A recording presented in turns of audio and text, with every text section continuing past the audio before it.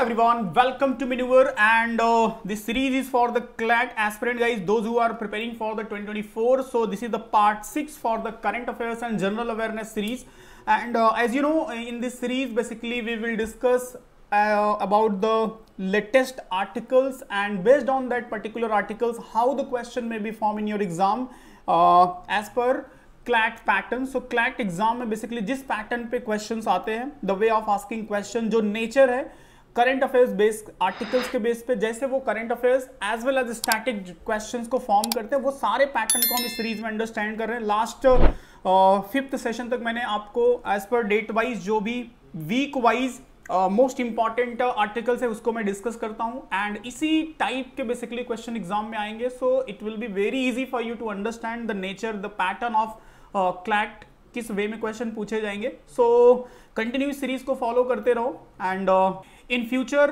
Weekly basis पे मैं continue आपको अपडेट करते रहूंगा, एंड आई विल सजेस्ट कि आप डेली एक आर्टिकल्स को रीड करना स्टार्ट करो, और उस आर्टिकल से रिलेट करके जो सारे फैक्ट होते हैं ना, as per the CLAT exam paper pattern जो है, एग्जामिनर जो टेस्ट करना चाहता है कि किसी भी पर्टिकुलर इश्यूज, किसी भी पर्टिकुलर करंट अफेयर्स के सारे इंपॉर्टेंट फैक्ट आपको पता होने चाहिए statically as well as current affairs. It means उसका करंट अफेयर्स में क्या इंपॉर्टेंट है और उससे कनेक्ट करके जो स्टैटिक इंफॉर्मेशन है वो सारी चीजें बेसिकली इस एग्जाम का पैटर्न है, इसी वे में एग्जामिनर चेक करता है और उसी वे में हम यहाँ पे प्रैक्टिस कर रहे हैं. सो कंटिन्यू सीरीज को फॉलो करते रहो, definitely you will get the benefit. And इसी तरह से आप भी जो भी कंटेंट फॉलो करते हो, जो भी न्यूज़पेपर फॉलो करते हो, उस इंफॉर्मेशन से ट्राई करो such type of information, such type of जो एग्जाम ओरिएंटेड हो सके, उस सारे इंफॉर्मेशन को ट्राई करना अपडेट करने के लिए. उसीलिए ये सीरीज है जिसमें हम डिस्कस करते हैं और आपको एक आइडिया मिल जाता है कि किस तरह से क्वेश्चंस एग्जाम्स में आएंगे. सो अगर से आपने प्रिपरेशन स्टार्ट कर दिया, इट्स वेल एंड गुड, और अगर से किसी ने अभी नहीं किया, if they are planning, so here guys you can enquire for the live class. अगर से आप आउट ऑफ मुंबई हो सो आप हमें ज्वाइन कर सकते हो लाइव क्लास के लिए. अगर से आप मुंबई बेस हो and nearby these location हो, Dadar, Borivali, Vasai and Thane, so you can call on these number for any doubt and any query, any inquiry. And what you will get basically in this program, so live and classroom lectures होंगे, books, e-books, shortcut method you will learn, doubt classes होंगे, recorded video मिलेगा, basic concept के लिए topic wise test मिलेंगे. It means after attending the lecture, after watching the pre-recorded video, then you can start practice part, and then full length mock test and 10,000 plus question and mentorship, which is very important for your preparation. So for any doubt, any query, so just call on these number. For offline centres के लिए आप centre के number पे call कर सकते हो, and for online के लिए 8828581455, और you can visit our website www.maneuveredu.com/law-entrance. Okay, now see the passage. So first passage is here. The source of this passage is the PIB, Press Information of Bureau से मैंने ये passage लिया है. काफी important है और कनेक्टेड है, exam oriented है, बिकॉज इस पैसेज में वुमेन एंटरप्रेन्योरशिप से रिलेट करके डिस्कशन है. यूएनडीपी भी इस पैसेज, इस इंफॉर्मेशन का पार्ट है. So UNDP, United Nation Development Programme, is a very important agency of the United Nation. So और also expected for your exam. इससे रिलेट करके आपको स्टैटिक क्वेश्चन काफी एग्जाम में देखने को मिलता है. और ये जो प्रोग्राम है यहाँ पे, it's related to government scheme. तो ये आप देख सकते हो 21 जून का ये पीआईबी का जो न्यूज है, तो इसी को लेकर के हम डिस्कस करेंगे क्या क्या पॉसिबिलिटी हो सकती है, एग्जामिनर किस किस वे में क्वेश्चन आपसे फॉर्म करके पूछ सकता है, वो हम सारे पार्ट को देखेंगे. तो सबसे first thing we will try to understand the passage, क्या information है. So United Nation Development Program UNDP and Deen Dayal Antyodaya Yojana National Urban Livelihood Mission entered into the collaborative partnership aimed at empowering the women to make well-informed career choice in the field of entrepreneurship. सो यहाँ पे entrepreneurship को, women के participations को लेकर के काफी discussion हो रहा है यूएनडीपी के हेल्प से. The partnership will provide the support for women looking to start and expanding their own enterprises, particularly in the sectors such as the care economy, digital economy, electric mobility, waste management, food packaging and more, focused on the fostering entrepreneurship development and accelerating enterprises growth. The 3-year project extendable beyond 2025 will cover 8 cities in initial phases. तो यहाँ पे सब सारे areas दिए गए हैं जिस area पे basically with the partnership with the UNDP से India government under this scheme, जो अंडर दिस स्कीम, ये स्कीम है DAYNULM, दीन दयाल अंत्योदय योजना. इस स्कीम के थ्रू जो गवर्नमेंट काम करेगी with the help of UNDP. And speaking at the signing Mr. Rahul Kapoor, Joint Secretary and Mission Director DAYNULM and PM Swanidhi Ministry. So यहाँ पे देखो question mark है, it means examiner want to understand your understanding about this scheme. It means this scheme is under which ministry. तो यहाँ पे इसलिए question mark दिया है. Government of India said DAYNULM has very important objective of empowering the urban communities. We are hopeful that through this partnership with UNDP we will able to make our intervention more effective and impactful under this mission. ठीक है, so women entrepreneurship is proven strategy for poverty elevation, financial independence and reshaping the gender norms. Today women account for only 50%. देखो एक data भी यहाँ पे दिया है, 15% of the total entrepreneur in India. By increasing this number, we not only empower the women but also accelerate economic growth and ensure a happy and healthy society. UNDP and DAYNULM are coming together to build this inclusive entrepreneurship ecosystem, said Miss Shoko Noda, resident representative UNDP India. So basically ये देखो UNDP and about this scheme पूरा discussion है how they can increase the women entrepreneurship in India. So अब देखो ये passage देने के बाद then examiner will check your understanding and examiner will ask some question. So देखो question किस तरह से फॉर्म हो सकता है. Consider the following statement with respect to DAYNRLM. So Deen Dayal Antyodaya Yojana, National Rural Livelihood Mission NRLM was launched by Ministry of Rural Development in June 2011 as a restructured version of Swर्ण Jayanti Gram Rozgar Yojana. So देखो कहीं ना कहीं government scheme का complete understanding आपका check करा है. Under the scheme at least one women member from each identified rural poor household is to brought under the self help group network. Now the question is asking choose the correct option. इसमें से कौन सा option correct है? It means इस scheme से relate करके complete understanding आपकी होनी चाहिए. So only one, only to, both A and two and neither one nor two. ठीक है, सो एज पर मी दोनों राइट है बिकॉज इसी ओल्ड स्कीम को चेंज करके ये स्कीम का नाम रखा गया. और under this scheme this facility is there. Self help group के थ्रू वुमेन एंटरप्रेन्योरशिप को इंडिया में बेसिकली इंक्रीज किया जाएगा. As well as in this budget जो लास्ट 2023 एंड 2024 का बजट था उसमें भी इसका पूरा डिस्कशन है. तो इसी तरह से करंट अफेयर्स के बेस पे पैसेज एंड पैसेज के बेस पे इस तरह से क्वेश्चन एग्जामिनर फॉर्म कर सकता है. तो ये आपका यहाँ पे 1 एंड 2 करेक्ट है. तो व्हेन इट मींस जब भी आप इस पूरे आर्टिकल्स को रीड करोगे तो ये सारे इंफॉर्मेशन कहीं ना कहीं मिल जाएंगे. बट एग्जामिनर आपको एग्जाम में एक पर्टिकुलर पैटर्न, एक पर्टिकुलर पार्ट देगा उस पैसेज का, उस आर्टिकल्स का, उस न्यूज का, and then will ask some static question and some current affairs question. तो बेसिकली देखो ये क्वेश्चन क्या है? स्टैटिक क्वेश्चन है और ये करंट अफेयर्स का स्टेटमेंट है. नेक्स्ट क्वेश्चन अगर देखो तो हु लॉन्च दीन दयाल अंत्योदय योजना national urban livelihood mission. So basically अब देखो यहाँ पे मिनिस्ट्री पूछ रहा है. तो एक बहुत ही बेसिक अंडरस्टैंडिंग है. अगर किसी ने भी इस न्यूज को काफी अच्छे से पढ़ा है तो मिनिस्ट्री उसको रिमेंबर होना चाहिए. Ministry of science and technology, ministry of housing and urban affairs, ministry of skill development entrepreneurship, Ministry of Commerce and Industry. So what is the name of the ministry who launched this mission Deen Dayal Antyodaya Yojana? So correct answer हो जाएगा Ministry of Housing and Urban Affairs. इसका correct answer है. After that देखो United Nation Development Programme was establish in. Simple सा static question पूछ लिया UNDP से relate करके. UNDP National Development Programme was establish in. So कौन से ईयर में इसका एस्टैब्लिशमेंट हुआ था? इट मींस जो international organisation, its formation, who is the head and when it was founded. ये जो स्टैटिक क्वेश्चन आप देखते हो ना नॉर्मल एग्जाम्स में, वही क्वेश्चन बेसिकली यहाँ पे है. तो एक लर्निंग पार्ट है कि जो भी आप स्टैटिक जी के प्रिपरेशन कर रहे हो सो करंट अफेयर्स के साथ, तो करंट अफेयर्स के साथ कनेक्ट करके उस सारे स्टैटिक इंफॉर्मेशन को ट्राई करो अपडेट करने का. इट मींस कि अगर कहीं पे WHO करंट अफेयर्स का पार्ट है तो जब WHO से रिलेटेड सारे फैक्ट आप ट्राई करो अंडरस्टैंड करने का. कोई अवार्ड अगर से न्यूज में है तो उस अवार्ड से रिलेट करके उसके static fact. It means first time ये किसको दिया गया था, who was the first recipient, when it was started, इसको लॉन्च कभी किया गया था. तो ये सब सारे स्टैटिक फैक्ट होते हैं. तो इसी तरह से बेसिकली अपडेट करना होता है. तो यहाँ पे जो correct answer 1965 is the correct answer.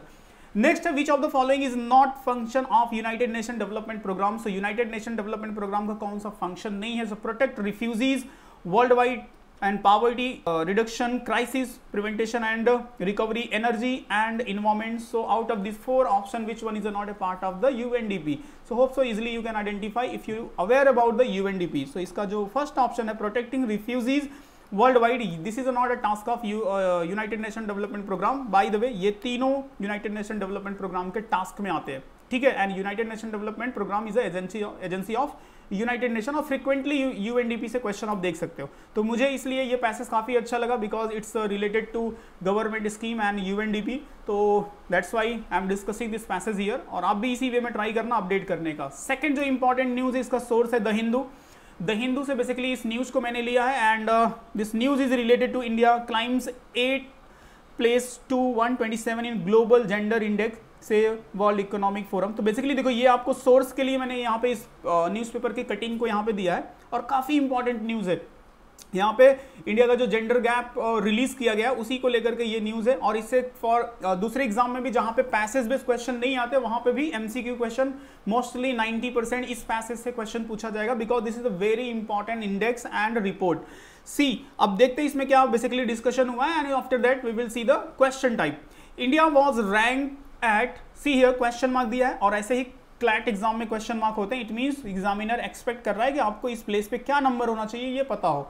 Okay, out of 146 countries in terms of gender parity and improvement of 8 place from the last year according to the annual gender gap report 2023 of, then again the question mark is here. India was ranked 135 in the report 2022 edition. The country had improved by 1.4% points and 8 positions since the last edition, marking a partial recovery toward the 2020 party level, the report state. So basically India का जो current ranking है और comparison with the last year वो सब सारे यहाँ पे discussion हो गया। The country had attended the party in enrolment across all level of education. It said India had closed 64.3% of overall gender gap. The report said, however, it's underlined that India had reached only 36.7% party on economics participation and opportunity. The index ranked India neighbors Pakistan at 142, Bangladesh at 59, China at 107, Nepal 116, Sri Lanka 115. So basically neighboring country के भी reports को यहाँ पे show कर दिया है। Iceland is the most gender equal country in the world for the 14th consecutive year, and the only one have closed more than 90% of its gender gap according to the report. So यहाँ पे देख सकते हो top country भी दे दिया, India का rank भी दे दिया, नेबरिंग कंट्री भी दे दिया, सारी चीजें यहाँ पे आपको एक information as per this report दे दिया। Now the examiner will ask some question and he will check your understanding.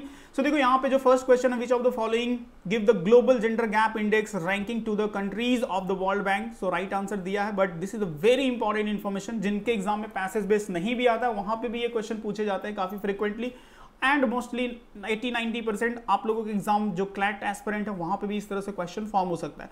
So remember रखो, name of organisation World Economic Forum, ये इंडेक्स बेसिकली रिलीज करता है, पब्लिश करता है। So World Gender gap Index, it's published by the World Economic Forum. Next question is, which edition of the Global Gender Gap Report 2023 has been released? So simply again current affairs and related to this report, ये question पूछ लिया, what is the edition of it?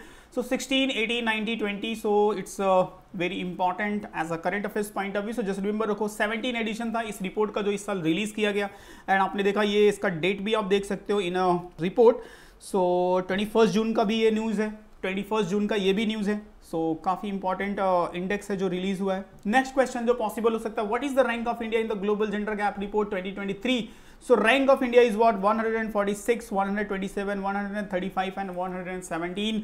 So this is also very important fact from the current affairs. सो अगर आपने report को अच्छे से study किया है, करंट अफेयर्स से अपडेट हो, तो बहुत ईजिली इसको आंसर कर सकते हो। 127 जो क्वेश्चन मार्क देखा हमने, फर्स्ट क्वेश्चन मार्क था।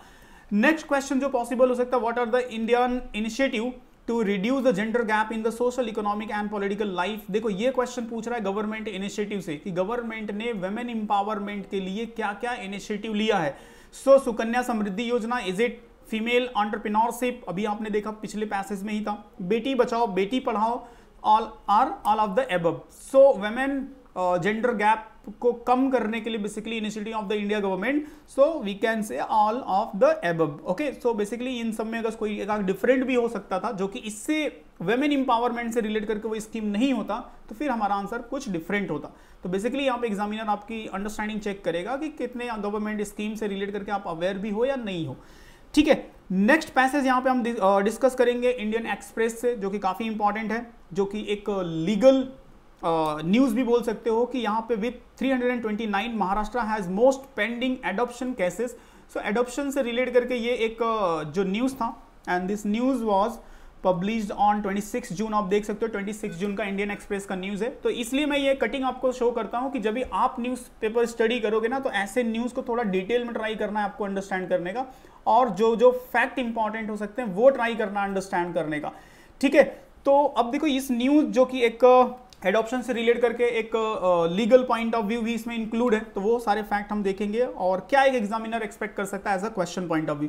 The ministry of women and child development on Tuesday revealed that highest pendency in adoption cases in the country is in Maharashtra, with as many as there is a 329 cases pending till date.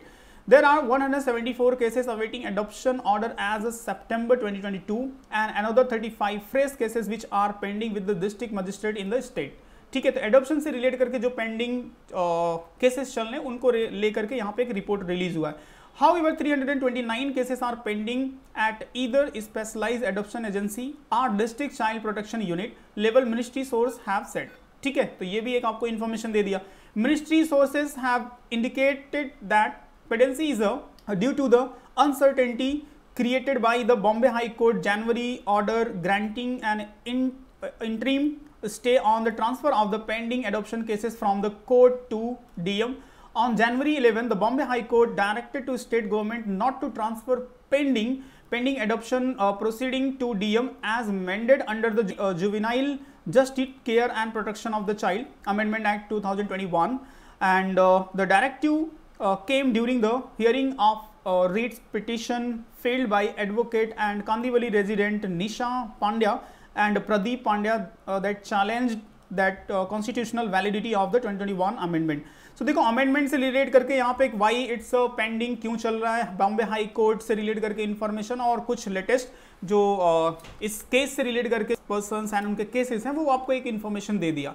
ठीक है, तो ये हो गया current affairs के base पे एक issues. सो ये एक आपको आर्टिकल्स दे दिया करंट अफेयर्स के बेस पे, and then as per this article then examiner will ask some question. देखो क्वेश्चन कैसे हो सकते हैं। The process of adoption in India is monitored by and regulated by. तो सिंपली आपकी अंडरस्टैंडिंग चेक कर रहा है कि एडॉप्शन से रिलेट करके जो अथॉरिटी है जो इसको मॉनिटर करती है उसको रेगुलेट करती है। Are you aware about it? This is a static question. इस करंट अफेयर्स के पैसेज के बेस पे this is a static question. So what is the name of that institution? Central authority adoption services, family services for adoption, central adoption resources authority and district magistrate. So what is the name of the authority, what is the name of the institution which monitor and regulate the adoption process in India? So correct answer हो जाएगा central adoption resource authority, CAR इसका short form है, remember रखो, काफी important institution है। Next question जो पूछ सकता है, a married women can adopt a child, a married women can adopt a child, ये आपका लीगल रीजनिंग टाइप का भी क्वेश्चन है जो कि आप जब लीगल्स में आप पढ़ते हो। So with consent of her husband, without the consent of her husband, she can't adopt, none of the above. A married woman can adopt a child. What are the criteria जो यहाँ पे mention है? So which one will be the correct answer? इस तरह से question form हो सकता है with the consent of her husband। तो ये बेसिक एक लीगल अंडरस्टैंडिंग चेक कर रहा है स्टूडेंट की कि कितना एटलीस्ट थोड़ा सा लीगल पार्ट भी अच्छा है कि नहीं। According to the Hindu adoption law, which categories of female are permitted to adopt a child? ठीक है, तो this is also the part of the legal reasoning, जो आप लीगल रीजनिंग रीड करते हो, स्टडी करते हो, उसी से रिलेट करके current affairs point of view से समझो तो पॉलिटी का भी पार्ट हो सकता है ये। So unmarried female, married female, widow or divorce, all of the above. So according to the Hindu adoption law, which category of female are permitted to adopt a child? So किस category की women's के लिए allow किया गया है to adopt a child? So unmarried, married, widow or divorce or all of the above. So जिसका correct answer हो जाएगा ऑल ऑफ द एबव। अब इसके अंदर का जो इंटरनल रूल्स एंड रेगुलेशंस होगा, सो वो तो नहीं पूछ रहा है, बट बहुत सिंपल सा यहाँ पे आपको क्वेश्चन पूछ लिया। एंड एक और क्वेश्चन जो फॉर्म हो सकता है इस पैसेज के बेस पे, the Hindu adoption and maintenance act was enacted in which year? This is also very important and static question. Static question है। 1955, 1956, 1958, 1951। So these all are the option. So ये भी कहीं ना कहीं इस करंट अफेयर्स के बेस पे स्टैटिक क्वेश्चन आपसे एग्जामिनर पूछ रहा है। सो जिसका करेक्ट आंसर हो जाएगा 1956. Okay, so basically what is the learning part after discussing these all the articles? So what I want to explain कि when you are reading the newspaper whatever is a part of the current affairs, चाहे वो legal हो, चाहे government scheme हो, चाहे appointment हो, anything else, science and technology से हो, स्पोर्ट्स सेक्शन से हो, सो जब भी आप कोई भी आर्टिकल्स स्टडी कर रहे हो तो उसका तो करंट अफेयर्स आप अपडेट रहो, why this is the part of current affairs, reasons क्या है, इसके सारे एस्पेक्ट क्या है, और कैसे ये स्टैटिक से, हिस्ट्री से, पॉलिटी से, इकोनॉमी से कैसे कनेक्ट हो सकता है, वो सारे फैक्ट आपको अपडेट करने चाहिए। तभी आप जो भी पैसेज आएगा उसके बेस पे जो भी 5 क्वेश्चन होगा, मैंने यहाँ पे 4 क्वेश्चन ही लिया था सिर्फ आपको एक्सप्लेन करने के लिए, सो जो भी 5 क्वेश्चन होगा उस पर्टिकुलर न्यूज के बेसिस पे बहुत इजीली आप आंसर कर सकते हो। Bye the way, continue practice के लिए इस सीरीज को फॉलो करते रहो, कंटिन्यू मैं करंट अफेयर्स के बेस पे वीकली बेसिस पे आपको आइडिया देते रहूंगा कि किस टाइप के क्वेश्चन फॉर्म हो सकते हैं एग्जाम में। Okay, and for any doubt, any query, any suggestion, so you can call, you can comment. Okay, and for any course inquiry online के लिए या फिर ऑफलाइन के लिए, क्लासरूम प्रोग्राम के लिए, Borivali, Vasai, Dadar and Thane centre, you can call on these number. Online के लिए 8828581455, or you can visit our website, and don't forget to subscribe and share this video with others guys, जो भी ज़्यादा से ज़्यादा स्टूडेंट तक ये पहुँच सके, so they can get the benefit of this series, जहाँ पे जनरल अवेयरनेस से रिलेट करके उनको to the point content and preparation strategy मिल सकता है। सो जस्ट जिन्होंने अभी तक सब्सक्राइब नहीं किया है, सब्सक्राइब कर लो, एंड जो भी सोशल मीडिया पे अभी तक फॉलो नहीं करते, फॉलो करो, because here you will get the all the exam related information, and if you have any doubt and query, so please ask in comments, so definitely I will reply, and you will get this content जो हमने यहाँ पे discuss किया, ये आपको description में मिल जाएगा, you can download it, आप इस कंटेंट को डाउनलोड कर लेना एंड ट्राई करना एक बार अपने से भी रिवाइज करने का और इसी पैटर्न पे प्रैक्टिस करना। ओके गाइज, सो चलो see you in next week with the latest current affairs, till the time just revise and practice. जय हिंद।